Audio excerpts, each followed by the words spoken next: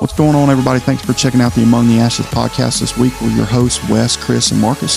Before we jump into tonight's episode, we want to take just a second and say thank you to each and every one of you guys that's been following along on the journey so far. It really does mean the world to us. We really do appreciate it. If you're checking out the show on YouTube, go ahead and hit that like button, hit the subscribe button, leave us a comment. We do want to hear from you guys. We want to get some feedback on the show. And don't forget to turn on your notification bell so you can stay up to date whenever we drop new episodes. When you're done there, jump over to one of these platforms: Spotify, Apple Podcasts, iHeartRadio, Amazon Music, YouTube Music, and give us a follow there. It helps the show to grow.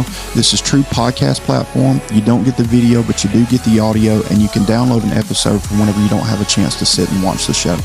Also, if you don't mind, share the show with your friends. Help us to get out there to the masses and tune in every Tuesday and Thursday mornings at 9 a.m. Central Time for new episodes. Lastly, if you would like to be a part of the show or you have a show idea, shoot us an email at amongtheashes@yahoo.com, or you can jump over to our DMs on Facebook, TikTok, or Instagram, all searchable by Among the Ashes Podcast, and leave us a message there.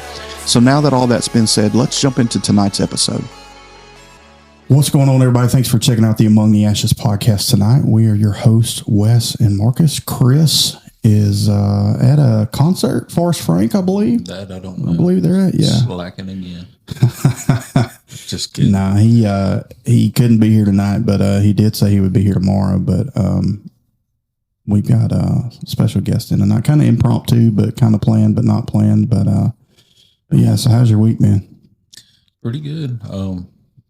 Busy and slow, if that makes any sense. Sometimes it was slow, and then it's all out. Yeah. I went to Montgomery for a show. We left out Tuesday about midday, and then, well, probably about 10 o'clock, and then got down there and set up, and then we did the show Wednesday. Total waste of money, in my opinion. A bunch of old heads. If I saw one blue hair, I saw 100. Bunch of board members, like co-ops. Is it a show like y'all do, like a Vegas show? Yeah, like trade show. Yeah. We just set up a small booth about as big as this and a backdrop and all. And we saw some clients, but most of it was normal vendors. Or? Yeah. A lot of them were people we've either been dealing with or trying to get into. And my partner Tanner, he's just not been able to get in there for whatever reason. And but it was more of the board members than they're all retired and than the actual people who do the work. So in my opinion, it was not a very good show. I wouldn't go back, but if we sell one auger, it'll pay for itself. So it'd be worth it, I guess. You get to make those calls anyway. Right. But it was a chance to get out of the office. I'll take it any chance I get. I love being in the office, but I do love getting out like that too. And it's a good time, man. Montgomery, I knew it was historical, but I didn't realize it was as historical as it. You ever been down there and seen the Capitol and all that? That's the first time I'd ever been down there around it. Like it's pretty, man. Mm-hmm. Then we went down and went down the river get walk. Away from there and it's straight hood. Yeah. 5 minutes in any direction is a little rough. When we went down the river walk and ate dinner, and it was pretty down there, so we had a good time. So yeah. But with that being said, we have wrapped up our Men of Valor How to Be a Man series with Rick Burgess. We're going to start the Forge next, right? Yep. So for those of you that's been following along, go ahead and get familiar with the Forge. Kind of seemed bittersweet though, didn't it? Like to me, it did anyway. Going through it and preparing every day, and then now it's over. Yeah, it went a little faster than I thought it would. And for those of you that's been following along, we will be on hiatus as far as teachings go for the next 4 or 5 weeks, but we will be doing some interviews with people and just kind of keep bringing you videos. Yeah, we're gonna keep in touch with you. Yeah, we're gonna stay on, and we're gonna be letting you know what we're doing in the future also. Yeah, we're gonna stay on the man topic and how to be a better man in general. We're gonna stay there, and we're gonna interview some guys from our small groups. Some of the leaders and then some of the ones who just attend and just kind of get your perspective or get their perspective on what they saw. So yeah, with all that, then we're going to bring on Dewayne Colburn tonight. Dewayne is your partner in crime there at your church. Yep. He's one of him and Jesse are my left and my right hand. So whichever you want to be. Yeah. But no, in all honesty, Dewayne, he's helped me at church and he's helped me start.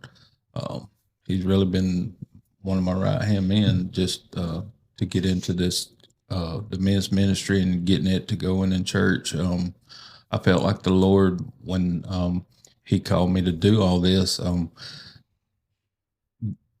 Dewayne had already been in ministry and had already been through, he had already spoken and preached, and the Lord just put him on my heart to really help me. You know, I feel like the Lord, it was led by the Lord for you. It wasn't just happenstance that, you know, I just picked somebody. I really feel like the Lord led me to you to do it, and he's been helping, been doing a good job. Did you ever think you'd see Bobby Hill preaching? Yeah. Dewayne, how are you, buddy? Doing good, yo. Yeah, man, doing good. Doing good. Thank you for coming on. Yeah, no problem. You still uncomfortable? I'll be all right. Yeah. It'll ease up here pass. shortly. Yeah, it'll pass. So, tell us about yourself, man. Where you from? What you into? How long you been married? All that good stuff. I'm right here, well, originally around Empire Summerton area, but we in Hayden, been here about 6 years. Happily married. I'd say if it wasn't for my wife, I wouldn't be where I am, probably in ministry. If it wasn't for her, I wouldn't even probably got in church and been saved. Yeah. You're about like us. You gotta working on a basketball team there. That many kids. That's right. How many kids you got? 4 more, and we want one more. Yeah, 4 more and want one more. You got 4 and want one more. 4 and want one more. There we go. So wave the white flag. yeah. So the one more, the one more is that adopting, or you're wanting to actually have another child? It actually has. I biologically don't have any myself. Okay. That's interesting. Well, yeah. Okay. Cool. Yeah.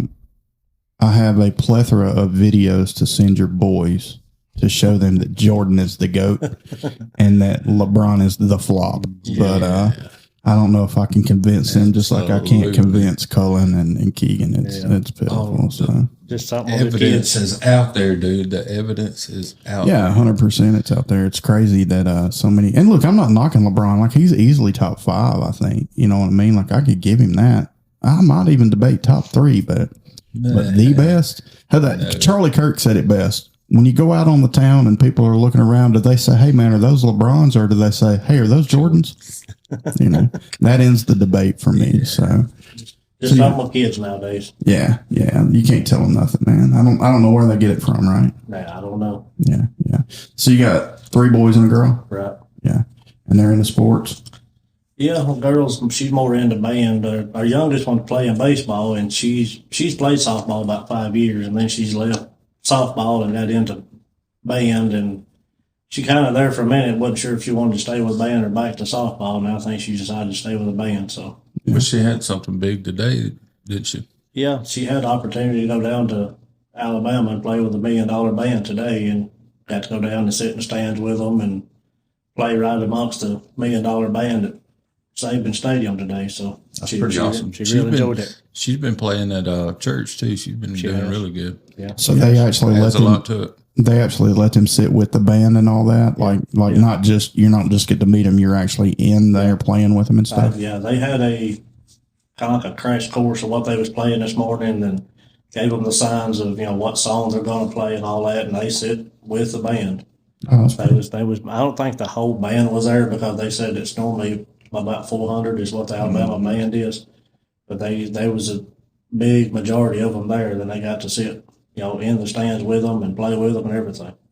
I remember one of the first games I went to was with Jeremy Moon, and we're sitting in the student section, in the handicap section there, and I look up, and I don't remember Arkansas or somebody, but I looked, and their band was way up in the top corner up there, and I said, "Why is that?" And he said, "Because you can't hear them." I said, "Makes a good point." It makes a good point. So, so you've been in ministry now how long?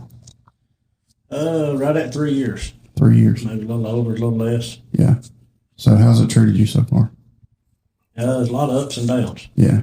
That's what people don't understand, man. They think you get into ministry and it's all wins. It's a lot more losses than wins. Yeah. I find, it's definitely a heartbreaking, it's a heartbreaking profession if you do it right. I can't speak for those that are doing it wrong. But yeah, there's a lot more losses than, well, I don't know. There's a lot more wins than losses, but those wins oftentimes feel like losses. Yeah. Does that make sense? Right. Yeah. So, as far as like, what type of ministry do you do? We've done children's ministry for about 2.5 years, and we've kind of just stepped back right now and seeing what opens next. Yeah. So you got involved here with the men's group at there at y'all's church and right. doing some teaching there and stuff too. Yeah. Right. Yeah. Yeah. I had been praying about, what would be my next open door or where God would lead me. And then about 2 weeks later, when Marcus come to me and asking about doing this with him, and, somebody just kind of throw some ideas and just something to get into, and then just kind of took off. Yeah. I know for us, whenever Marcus decided to do the men's conference, the Lord had been speaking to me about some things, and just being a better man in general. And we're texting back and forth. And I know he said it before, but like he could feel the anticipation and the excitement in just me texting, Yeah. And when we got talking about it, and we decided to do the group and to do it the way we've done it. I know you and Jesse were the two people that he said that he wanted to get involved and to do some of the teaching and to help out with. So I think it's a good thing. And then I guess some of the men from y'all's group listen to this, but in transparency, how are they receiving the teaching?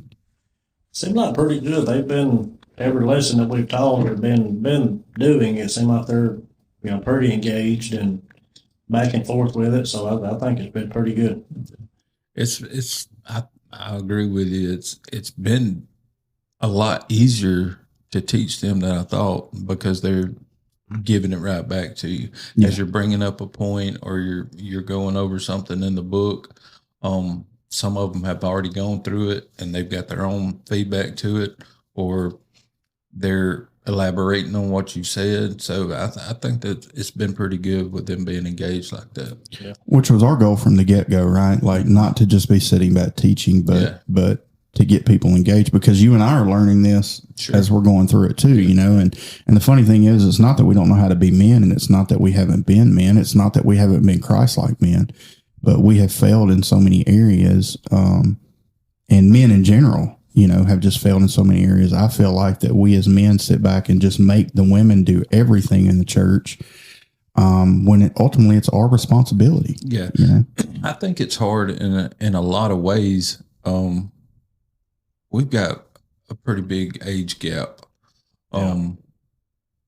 Sometimes we have the youth there, sometimes not. But you have middle-aged guys to older elders seniors, in the church, and the elders. And it's like, how do you really teach a man to be a man when they're being a man the best way they know how, because they're a man, they're living.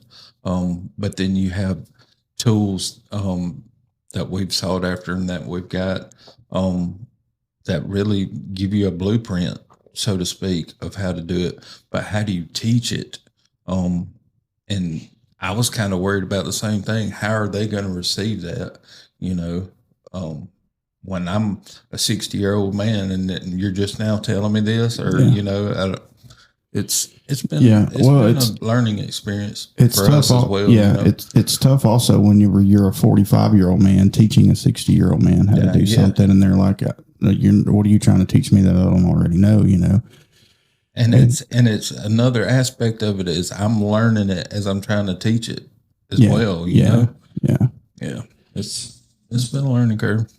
Yeah. So, what was the lesson that you taught? Do you remember the title of it? Was it Purpose? I think it's what it was. Yeah. Purpose. Yeah. So, what did you glean anything from it? Can you share what you took away from it? Do you remember what you taught? I know for me, whenever I'm studying these lessons, it's hard for me to remember exactly. I kind of jumble them all together. Right. Yeah. I mean, as far as my purpose, it's just kind of having, going where God leads me to. Not necessarily I have to be in ministry or be in front of a bunch of people to be ministering, or, to have a purpose, but, just doing what God wants me to do, being a good person, a good steward, or lending a helping hand, or, whatever God's leading me to do. Yeah. I know that's a good lesson. I feel like for you to have taught, because you and I have had the conversation of just trying to find what it is that God wants me to do. Yeah. And we talked about just getting busy doing something, whatever that may be. Oftentimes I think we get a picture in our mind, or maybe even God shows us. I know for me, the night I gave my life to Christ, I say I had a vision. I mean, honestly, that's the only thing I could call it. And I've seen a lot of that vision come to pass already with the youth ministry and things like that. But the one thing that I haven't seen are the amount of people that I saw.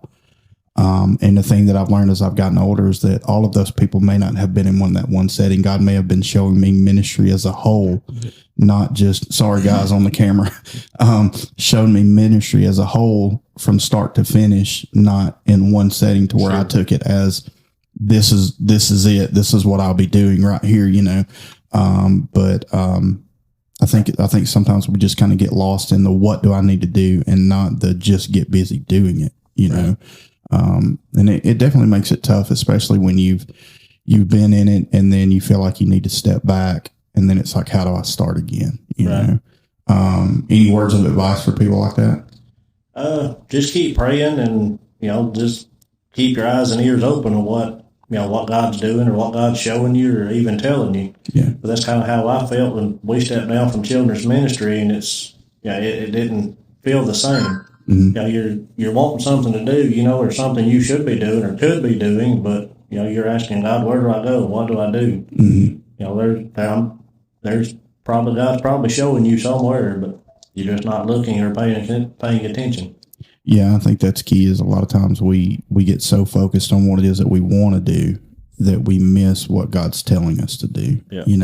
I know for me it's that way. I know even in doing this podcast, I laid in my bed for years. Well, God, you took it all from me, and I don't have a platform, and how can I do ministry? You called me to youth ministry, and how can I do it? And da-da-da, and da-da-da. And I felt the Holy Spirit say, you got a phone.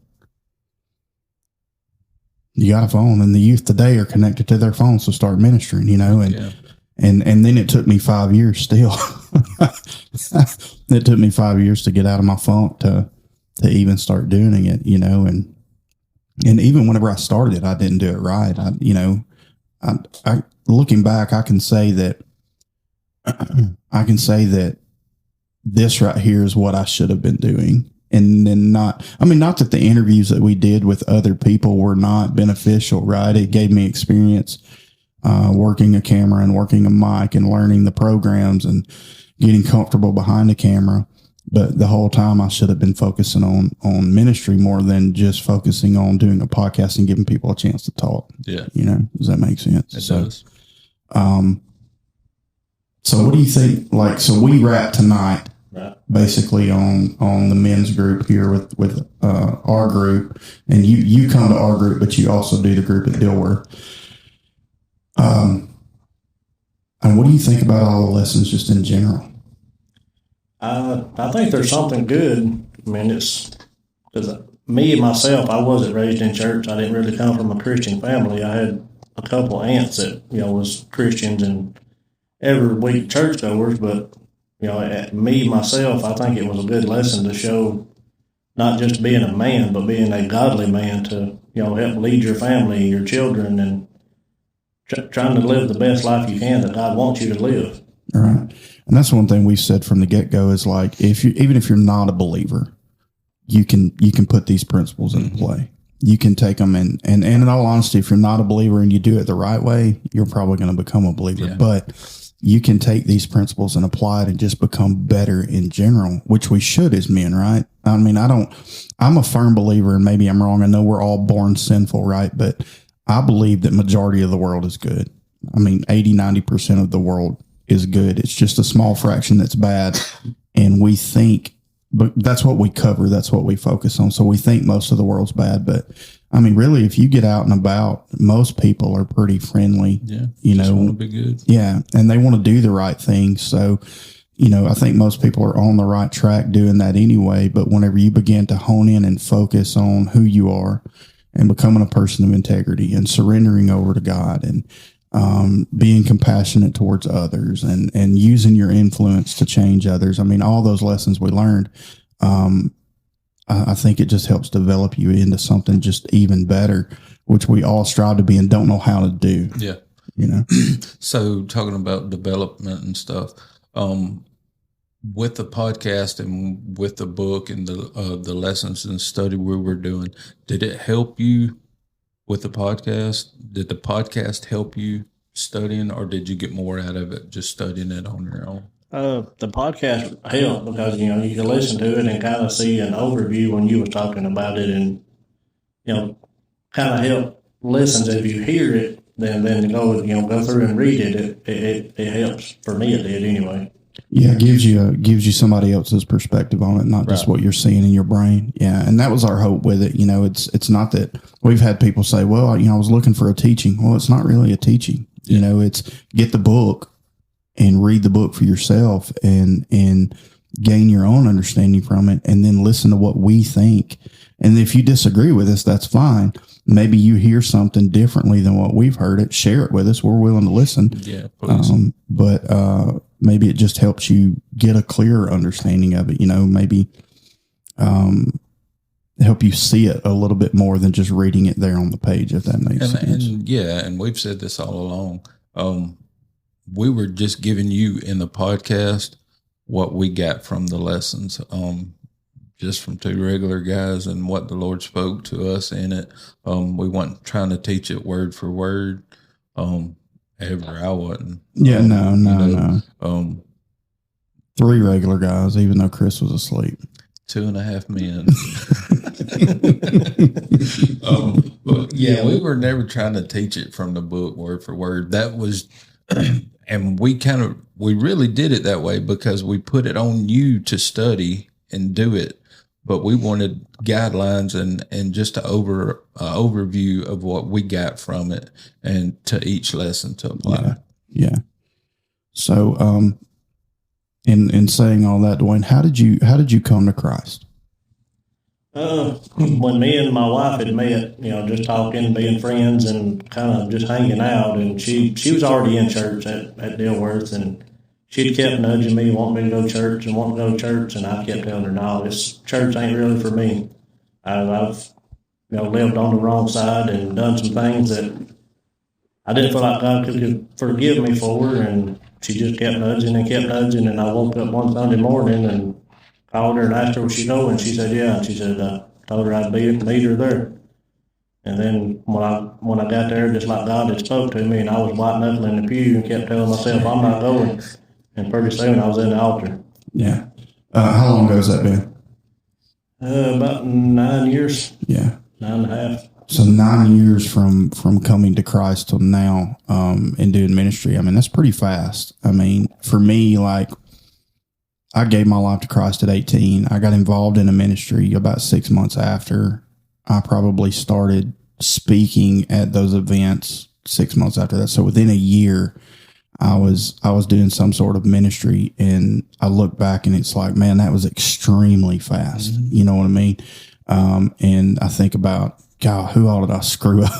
How many people have I jacked up along the way, But it's funny how God takes you so fast. Mm-hmm. You think, I don't know anything about the Bible. I don't study the Bible. I don't read the Bible too. All of a sudden, you know more than what you think you know. Now, for us, the advantage of living in the South, in the Bible Belt, and growing up in and out of church, or at least hearing about church, we know about Christ, And I would say, honestly, probably most of the United States is that way. You get into the bigger cities and maybe not as much, but I know New York State, like you hit the city, Manhattan, all that, maybe not as much, but whenever you hit upstate New York, they're just old country rednecks like us, and they go to church and do the same things we do. So we fail to realize how much we do know, and I think that's why Christ pushes us so quickly, because time's short.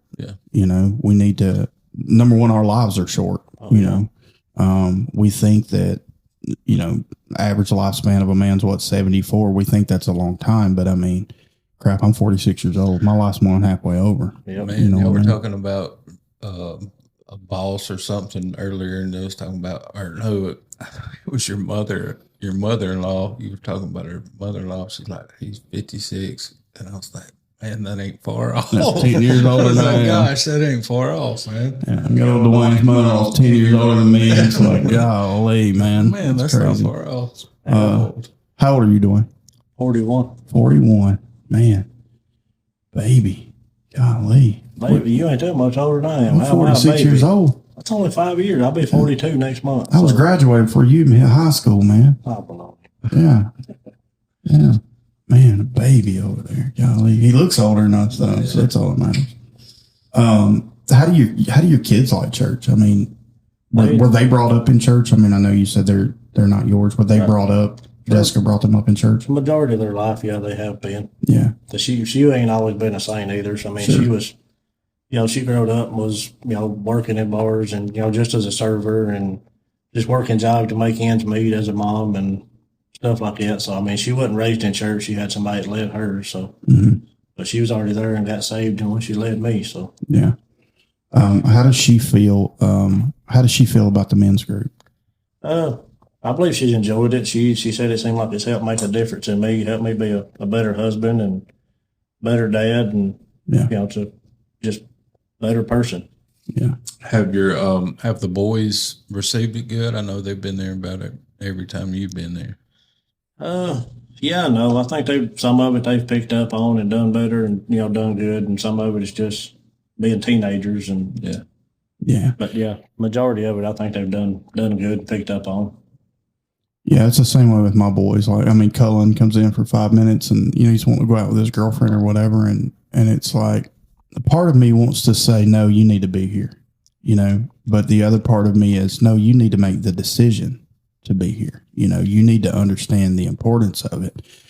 I do know that I've gone up to his room and looked at his book and he's done the book, maybe not all of it, but he's done it. And, but it's like, pick your battles. You know what I mean? Pick your priorities. I've been texting this for 2 months, I mean, when we had to cancel in March, rescheduled for now.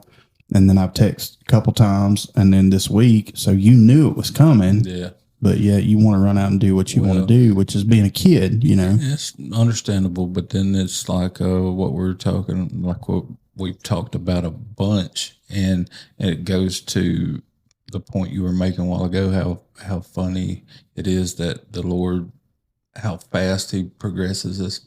It's another thing. It's all about effort too. Yeah. It's how much effort we put into it. So we're going to get out of it what we put into it. Yeah. And I mean, I can't expect my kids I can't expect anybody to love Christ the way that I do. You know what I mean? And hopefully nobody does love him the way I do because it's a pretty crappy way, at times, but, they have to figure it out for themselves. The only thing I can do is be the man that they need me to be and show them that, which I haven't always been. I'm not saying I'm a bad father or a bad husband, but there have definitely been times in the last 21 years, Keegan's 21. So in the last 21 years that I've been checked out, and if I'm being honest, probably 13 years of that, I've been there, but had Candace not been so diehard about church, and well, let me back up. Had she not been so diehard about Christ, it's not church with us. It's about a relationship. And, but had that been the case, I don't know where my kids would be right now. I mean, when we left Dilworth, Cullen he was born in January. We left in June. So 5-6 months old, the other two were there every time the doors were open because I was there, you know what I mean? It was my job. And I don't mean to say that I stepped out on God when I wasn't getting paid for it. I had served for 20 years. I mean, I had been going at that point, but 10 years paid, 10 years unpaid. But, things happen the way they happen. And it took me a long time to realize it was just as much my fault, if not more. But had she not been so steadfast, I don't know that they would even be interested in it. And that's one thing that I don't have to worry about with my kids. Like, they go to church. They want to go. They want to go on Wednesdays. They want to be there on Sundays. And it's not just them going to just be a part of the youth group. That's some of it. But I do know they receive. We ask them, hey, what was the lesson on? what they talk about tonight? And they tell us back, they repeat it back to us, and, so, my prayer in this for my boys, number one, is I want them to get it like I've got it. But if they don't in this moment, at some point they will, you know what I mean? And they'll remember those principles. And it's like that. I heard a thing today. I constantly get little nuggets that God throws at me, but on the radio this morning, on a country station of all things, I don't listen to country. I don't know why my radio's on it, but yes, you do. No, I don't. But I listened to Rick Burgess, and so it had to be ZZK, but they were talking about the qualifications to be a man, and he played the thing, the guy at the barbecue is the closest thing to a king, and stand up when you shake people's hand, look them in the eye, those principles, and those are good principles, right? You need to. Those are good sound words of wisdom for young men, but you also need to know about Christ and these principles that we're teaching there. So hopefully your boys will gain from it and get something from it. And even though we don't see it, I know Keegan will come home from work and talk about just the people he works with that are non-believers. And Dad, how do I handle this? What do I say here? Or how do I say it? That type of thing. It's got, I've noticed a lot more situations like that to where Kyle's coming to me with stuff like that. This happened at work today, Dad, or man, I can just tell something's wrong with him, or something's on his mind, and what's going on? You okay, bud? Yeah. Well, he it's like he trusts me more or something. He just wants to open up. Maybe it was just inside him, and that's all he was waiting on. Yeah, waiting on you. Yeah. But yeah, I can see it turning in him. Well, hopefully we'll have him on here in a couple of weeks, and he can share his journey, because even though you've been in church, you played drums for the church for 20 plus years.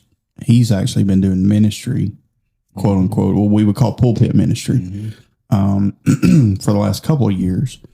And I know you and I've talked, and there's times that you've said, here my son is doing it, but I'm not. Mm-hmm. And then I say, well, here my nephew is doing it, and my sons aren't. Yeah. And it was weird, like you said, what we were saying a while ago about how fast the Lord, like you got into and turn around and you're preaching, it's happened the same way with him. It seems like we turn the corner and, hey, you want to come to church to hear me preach? And it's like, huh? You know what I mean? Yeah. Yeah. But not that I hadn't seen a change in him, but teenagers and young men that still live at the house, you see them when you see them, and they walk through, hey Dad, bye Dad, but just the way it turned around and the way the Lord turned him around, it just clicked with him. Yeah. So Dewayne, what would your definition of a man be? I believe being a follower of Christ, putting Christ first. If you're putting Christ first and following Him, then you're going to lead your family where you need to. Like you was talking about, your boys and stuff. You want them to, be as much in love with it as with Christ as you are. Yeah, I agree. I'd probably want mine to be a little better, a little more than I am. Sure. So I haven't always been the best, and I've messed up and been hard-headed and fought in battles of, the childhood things you've gone through, and not being raised up in church, and the battles you fight from your past, and you're trying to do good and do right, and then the devil always rears his head up trying to come at you and make you to backslide or backstep. So I believe I would want my boys to be better than what I have been. Sure. Just being the best man God would want you to be. You strive for excellence. You're not going to be Jesus Christ, but just be the best that you can, to the best man for your wife and your kids, to be a good example for them to follow. Yeah. And I think that's key, man, because we live in a day in a society where men are attacked in general. You know what I mean? Especially white Christian males, but men in general, masculinity has been attacked, but also feminism has been attacked by the masculinity being attacked. So, we know Christianity has been attacked for years, but now you have this influx of really probably the last, I don't know, probably 20 years. It's kind of cool to be a Christian. It's kind of the hip thing to do. You see people going to church because I call it seeker friendly, I guess, people want to be a part of something bigger than they are, but they don't want to be involved. And then you get these over the top ministers where everything's about a demon. And I think God is trying to bring us back to the basics. I think I'm not saying that those things don't happen, right? I'm not saying people don't get possessed and demons can't be cast out and things like that. But I think God is trying to get us to come back to the basics, which is love God, love people, and make disciples. And all that other stuff will take care of itself. Mm-hmm. You'll be presented with those things and you'll handle it if you have Christ in your heart, if you have him in your life and you know him. And I think that God's trying to bring us back to the basics in some sort of way of just knowing who he is, producing good fruit, putting forth effort, doing the work, and then not worrying so much about the glitz and the glam of it. The songs don't have to be right. The preaching doesn't have to be just right. People don't have to be rolling around in the floor blowing snot and all that stuff. Let's just know him and worship him, and I think that's what he's trying to get us back to. Maybe I'm wrong. That's just what I feel in my heart. We'll see, I guess, right, wrong, or indifferent. But I know, at least for us, there's a group of 10 of us. I don't know how many y'all got to deal with. There's a group of 8 or 10 here that we're going to take that path and we're going to get back to the basics of who God is and what he wants us to be as far as men. Some of our lessons and stuff that, like integrity, and I think all those are for a purpose, because I think you're going to see an influx of people into the church because they're looking for something real. Mm-hmm. And if we're living our lives and we're imitating Christ and doing what he's called us to do in discipleship and spreading the gospel, those things are real. Those things are impactful. And that's what's going to turn a generation. Yeah, I agree. But we've got a couple of friends that go to different churches, and there's a couple of evangelists we follow around, and the past couple of times that we visited, like Sunday afternoons or revival or anything, they've had some growth in the churches. Yeah. It's been, so I think it's, get closer and closer. People are seeking, trying to live their life better. Yeah. And I agree with that. And that's what I'm saying. I think when God is saying, get back to the basics, like all of that other stuff will take care of itself, mm-hmm. Speaking in tongues or prophecy or words of knowledge, all that stuff, there's a place for all of that. But if you don't know Christ mm-hmm. and truly know him, then you're not truly operating in the gifts that he's given you. And I think people are so tired of I'm an apostle or I'm a prophet, do what I say. Well, you say you're an apostle, you say you're a prophet, but nothing you say or do comes true. You're hateful, you're ugly to people, you're distant, you don't love people with the love of Jesus. So why should I serve him? I think they've been pushed that way, but now they're saying, but there is something that keeps drawing me and I want to find the truth.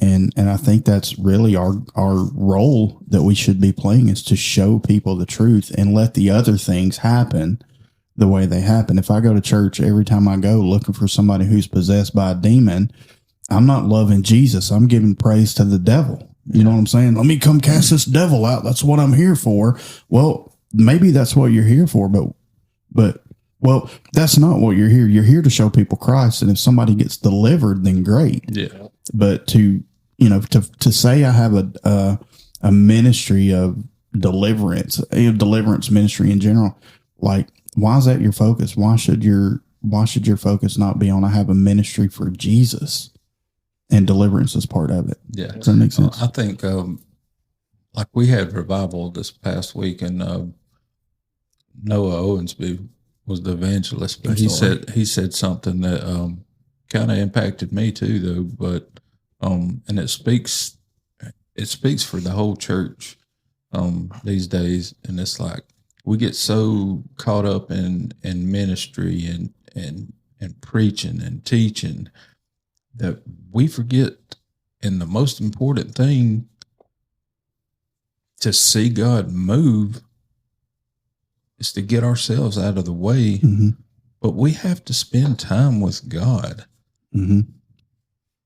If we're always Not to say that God won't give it to us, but we get so caught up in just preaching or just teaching that we forget to spend time with God. That's what it's about, our personal relationship with Him. You know, I feel like we miss that so much. The preaching and the teaching brings me glory. You know what I mean? If I preach a good sermon, I teach a good lesson, I'm going to get praise for that, not God. People's going to come tell me, man, that was a home run message.